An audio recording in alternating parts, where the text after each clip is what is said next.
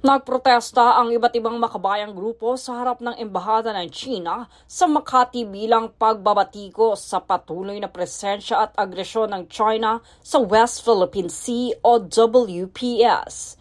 Bitbit ng mga demonstrador ang placard na may mensaheng nararapat masunod ang United Nations Convention on the Law of the Sea o UNCLOS, habang iginigiit ang paglabag umano ng Beijing sa karapatang pantao ng mga Pilipinong mangingisda.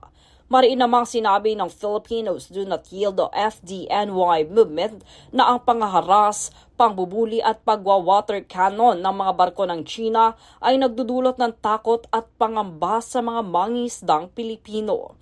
Ipinarada rin ng mga rallyista ang effigy ng barko ng China at mga kabaong na sumisimbolo sa pagkitil umano sa malayang pangingisda at paglabag sa karapatang pantao.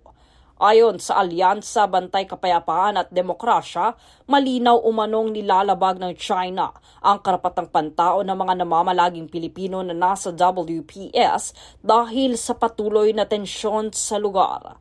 Nananawagan ang mga grupo sa pamahalaang Chino na kilalanin ang 2016 Arbitral Award at sundin ang UNCLOS. Giit nila, ang pagtalima sa pandaigdigang batas ang tanging paraan upang maibalik ang kapayapaan at normal na kabuhayan ng mga mangingisda sa loob ng Exclusive Economic Zone ng bansa.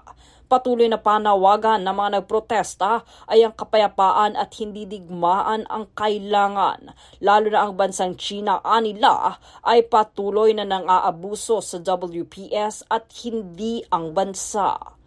Jade Buhoy, nag-uulat para sa Golden Nation Network.